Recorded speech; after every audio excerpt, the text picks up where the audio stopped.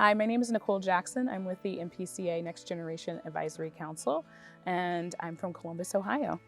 My name is Garcia, and I'm a NPCA Next Generation Advisory Council member, and I'm from Los Angeles, California. And I'm Steve Beam, and I'm the Master Distiller at Limestone Branch Distillery in Lebanon, Kentucky, and we're here today at Mammoth Cave National Park. And Mammoth Cave is interesting to me because it is just one of the first parks that I remember going to as a kid.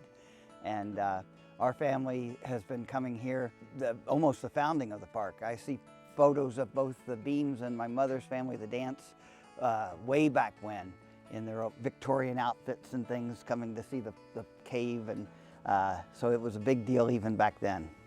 Wow, the fact that you can trace back, that's pretty cool. Yeah, this has been on my list. Mammoth Cave specifically has been on my list of places to visit for a while. So just being here right now and being able to look out at this beautiful landscape really excites me, but also gets me thinking back to when I visited my first national park, which was Cuyahoga Valley National Park in Ohio. You would see a bunch of trees and there were trails. So when we got to actually meet one of the park rangers and they told us a little bit of history of the national park, I just got really excited just because I wanted to explore more of the area. Oh, that's awesome. I never even knew Mammoth Cave was a national park. I'd never even heard of it until this trip. And so I'm really excited to be here. And it was amazing to be able to escape Los Angeles and the lights and the sounds of just cars like honking all the time in the traffic.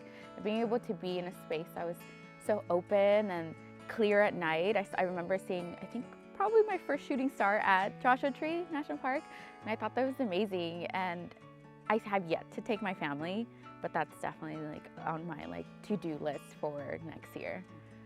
Yeah. Well, we, like I said, started with Mammoth Cave and kind of did the whole eastern with Gatlinburg and the Great Smoky Mountains National Park, and so kind of this kind of environment.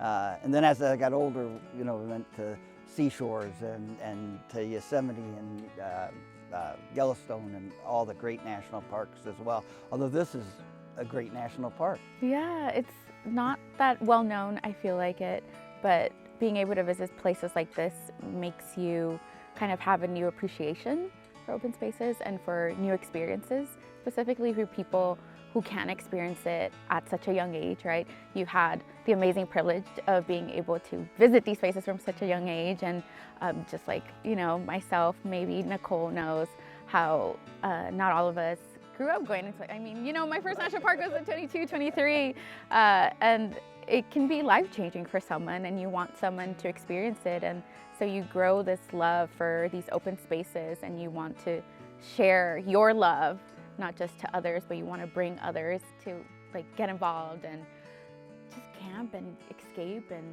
have a mental break from the go, go, go.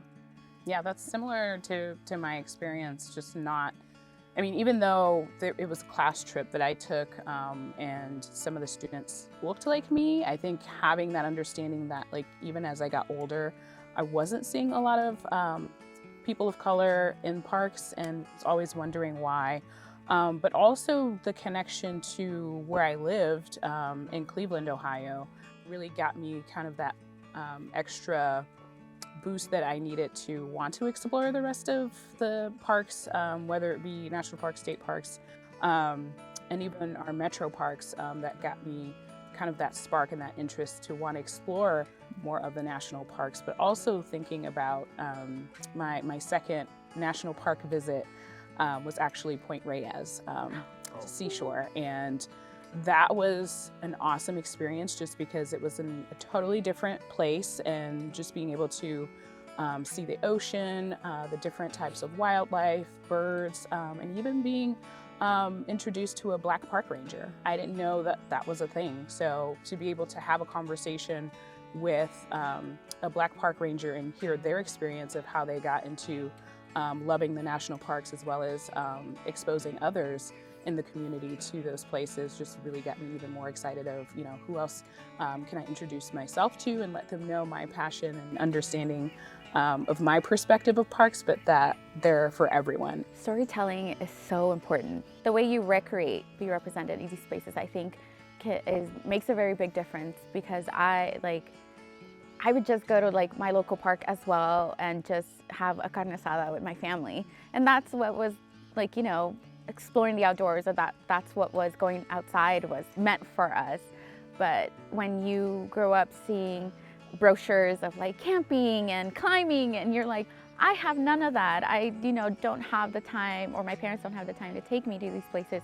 You kind of feel like, well, if I can't recreate like that, is it meant for me? And so you want to change the way we all kind of recreate outside, and the things that you enjoy are just as valid as camping. I know, Nicole, you love bird watching, right? So like bird watching I've seen such a big shift in a lot of people doing bird watching in the outdoors, and in Los Angeles, there's a couple groups that are like Latino based that go bird watching. And I think it's amazing to introduce like those communities out to these places as well, to continue storytelling. And I think it's really, what you're hitting on is so important, to be able to come out into a place like this and just be able to kind of reset. There's an inner peace that you can find in the national parks that it's difficult to find. Not only in an urban environment, but just in today's culture.